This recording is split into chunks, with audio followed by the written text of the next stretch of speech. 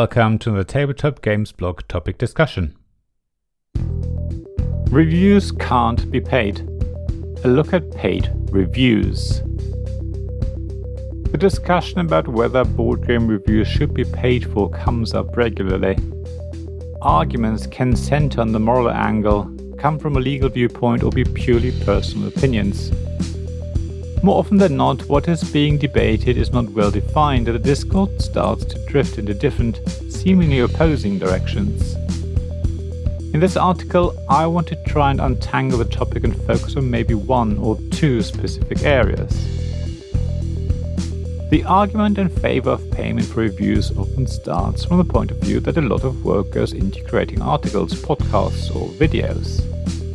Writing something, editing it, laying it out on a blog or in print, sourcing, editing and adding images aren't quick jobs. On average, I take about 2 hours to get my blog posts ready.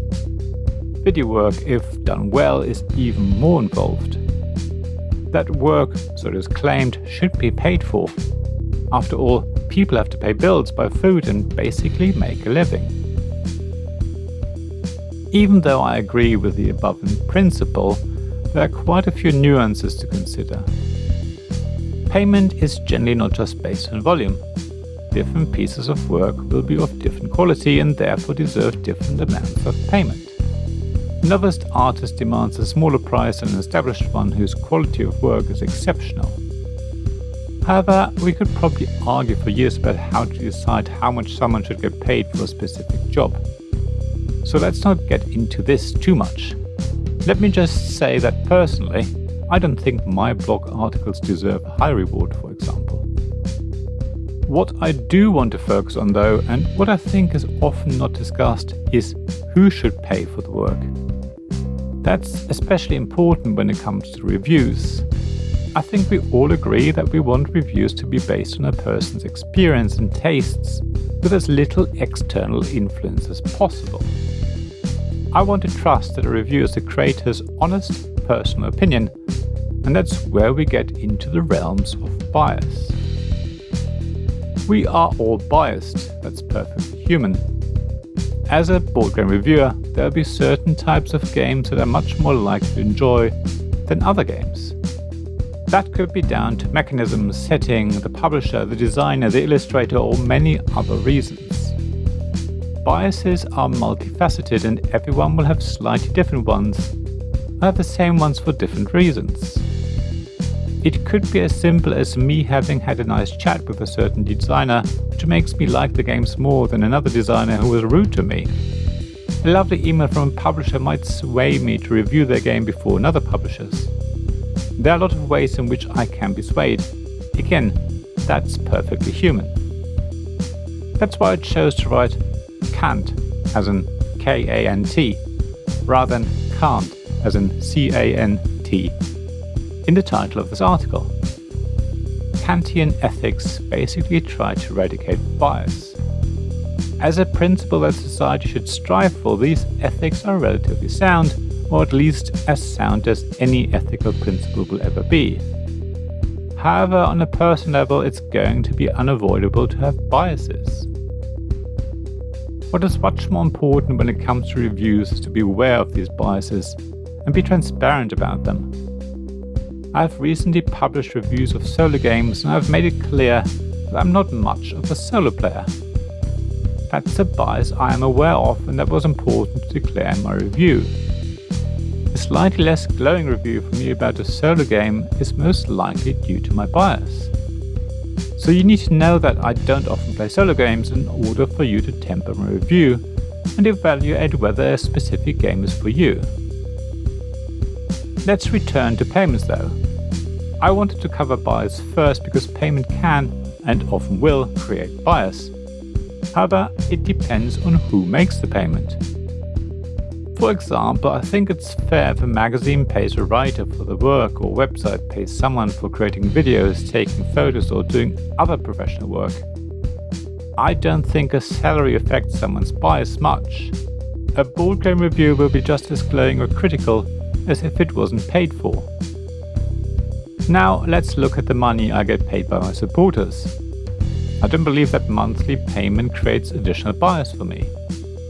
Sure, I want to keep my supporters happy and want them to continue to support me, so the only bias might be on which games I review or what topics I write about. If my supporters don't like role-playing games, then I might not review these types of games. Personally, I think it's the other way around though. People support me because of what I write after I've chosen what to write about. However, you could definitely, and probably successfully, argue that I might be less likely to change what I write about given the types of supporters I have. So far, we talked about payment from independent sources, as in people or companies who have no ties to the publisher, creator, or other person or company directly linked to a game. I know it's not actually that clear-cut. However, overall, what I have been talking about is independent payments. Now let's talk about payments that aren't independent. To make it simple, let's assume a publisher offers a certain sum of money to someone to cover their game. The publisher makes no stipulation about how the person should talk about the game. They don't want to have any editorial control whatsoever. Now, I honestly don't think it's likely that a business will give someone money without any say in what is being produced, but let's go with it for this example.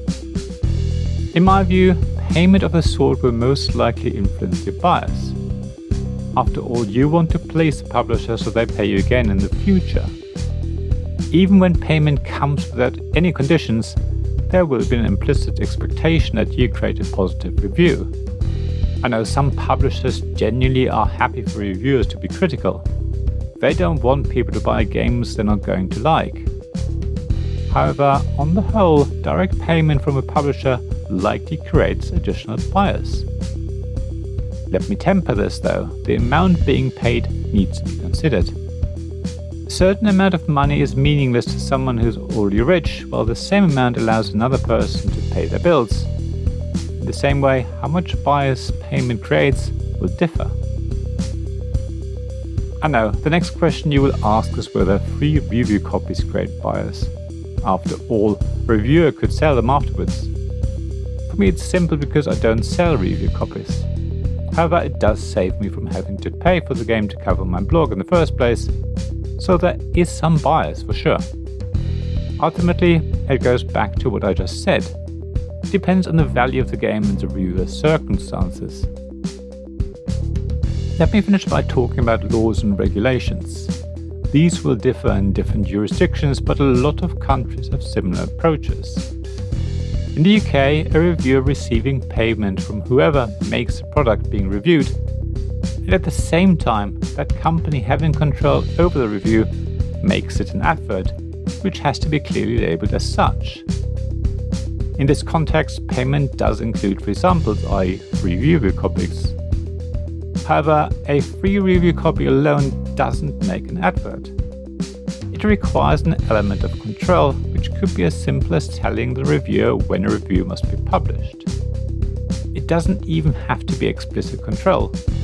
If you, as a reviewer, will change your review when asked, even if the company never explicitly asked for that level of control, then there is implicit control. So, if a reviewer is sent a free copy of the game and the company tells the reviewer when to publish a review, then it's an advert and has to be labeled as such. Of course, that's only one end of the spectrum. On the other end, if a publisher pays a reviewer and has a last say on whether a review can be published or needs to be changed, then it's certainly an advert. It's definitely not a review, legally speaking at least. Ultimately though, I think it's always about transparency. I owe to you, my readers, that I share with you if I was sent a free review copy of a game, or if one of my financial supporters has a link to the game I'm reviewing. You can then decide for yourself how much bias I was under. You can take from the review whatever you feel is appropriate. As always, I would like to know what you think about bias in reviews. Do you think payment from a publisher affects reviews? Do you think reviewers should buy their own games and not rely on review copies? Are you a publisher yourself and think it's up to you to pay reviewers for their work? Is there anything else you think you can add to the discussion? please comment on the blog at tabletopgamesblog.com to share your thoughts with us. Thank you for listening to this Tabletop Games Blog topic discussion podcast. Please check the description below for links mentioned in this episode, as well as to the written version of this article on the blog. If you enjoyed this episode, please subscribe, give us some stars or leave a review. Please also tell your friends about me, and if you want to offer financial support, check out my Patreon and Ko-fi pages, links to which you'll find in the blog at tabletopgamesblog.com. So thank you again for listening, and I hope to see you again soon. This podcast was made possible by the generous help of my supporters.